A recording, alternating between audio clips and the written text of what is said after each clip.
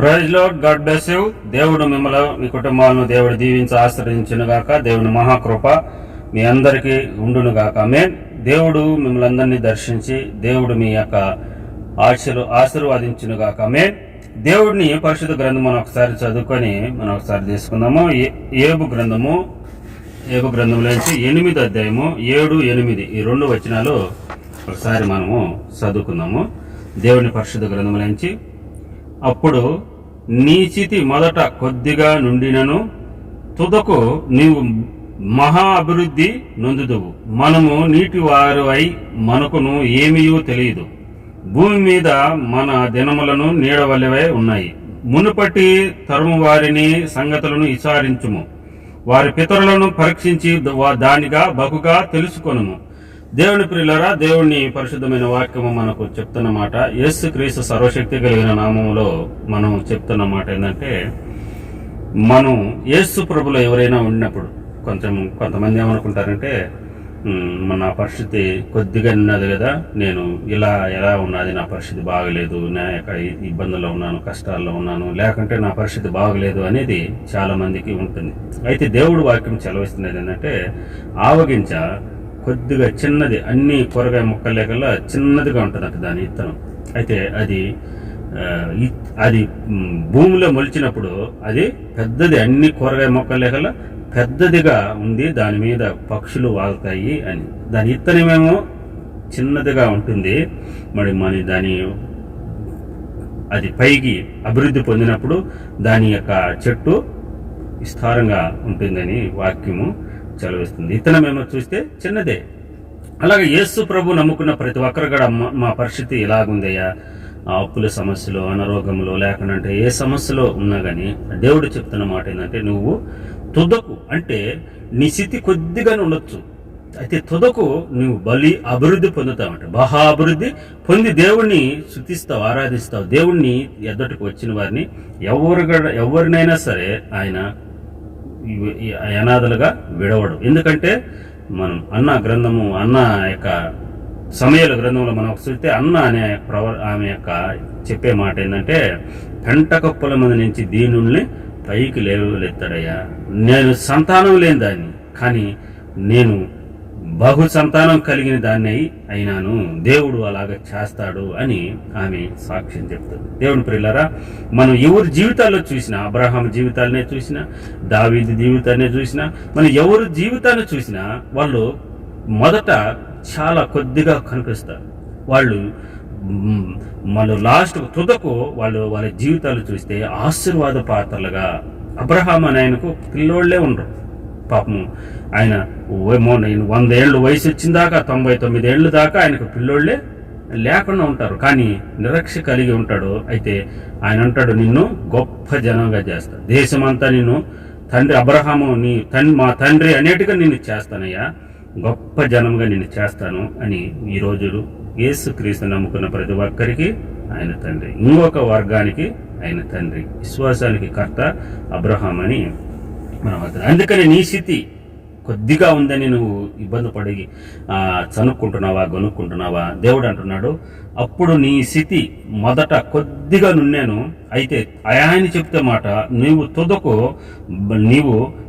అభివృద్ధి పొందుతావు. దేవుని ప్రియులరా, దేవుళ్ళు అభివృద్ధి పొందేవాళ్ళమై మనం ఉన్నామని. దేవుని ప్రియులరా, దేవుడు ఆశీర్వాదం కొద్దిగా మనం ఉన్నా, ఆ యొక్క కొద్ది దాంట్లో నువ్వు సమృద్ధిగా ఉన్నదని నువ్వు తృప్తి కలిగి జీవిస్తే, దేవుడు చెప్తున్న మాట, దాంట్లోంచి నీకు ఆశీర్వాదము ఆయన ఇస్తాడని వాక్యం చదివిస్తాడు. నువ్వు తుదకు ముట్టించేటప్పుడు, అంటే మన యొక్క లాస్ట్ మన స్థితిలో మనం చూసుకుంటే, అంటే వాక్యం చదివిస్తున్నదంటే, మన యొక్క ఏదైనా సరే నా యొక్క సామాన్ నేను చూసుకున్నప్పుడు ఏది కూడా నాకు తక్కువ లేదని నీ సాక్ష్యము నువ్వు చెప్పుకోగలుగుతావు. దేవుని ప్రియులారా, యేసు ప్రభు సర్వశక్తి కలిగిన వాడు, సృష్టికర్త. అంటే ఆయన చెప్తున్నాడు, పూర్వం గుర్తు చేసుకోండి.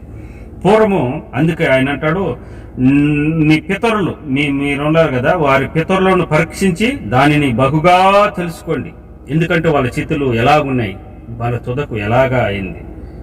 మనం బైబిల్ గ్రంథంలో రూతు అనే ఒక తల్లిని మనం చూస్తే, ఆమె పాపం ఏమి లేకుండా వస్తుంది, పరిగెరుకునే దానికో దానికి కూడా ఆమె ఏమి చిన్న చూపుగా మనం అనుకోదు. పాపం నా పరిస్థితి బాగాలేదు కాబట్టి నేను పరిగెరుకున్నా, లేకుండా నేను ఏదైతారో చేయలేకపోయి ఏదైనా పడితే వేరుకునేదైనా సరే ఆమె ఏమి ఇబ్బంది పడకుండా పోతుంది. ఆ యొక్క దేశంలో, ఆ ఊర్లో, ఆ యొక్క ఎవరైతే భూమి పెద్ద ఆసామి ఉంటాడో ఆసామి ఆమెకి భర్త అవుతాడు. దేవుని ప్రియులారా, అలాగా తుదకు ఫస్ట్లో మనకు కొద్దిగా ఉంటుంది.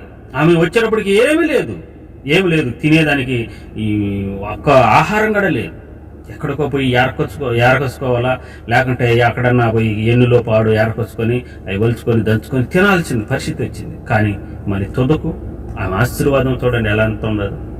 ఆమె ఆశీర్వాదం బలి అభివృద్ధిగా ఆ యొక్క భూమి, ఆ యొక్క అంతటి దానికి ఆమె ఆసామరాలైంది. దేవుని ప్రియులరా, ఎవరైతే ఆ బోయాజు ఆ యొక్క అధికారి, ఆ బోయాజు ఆ గ్రామానికి పెద్ద అధికారి, దానికి ఆమె అధికారి.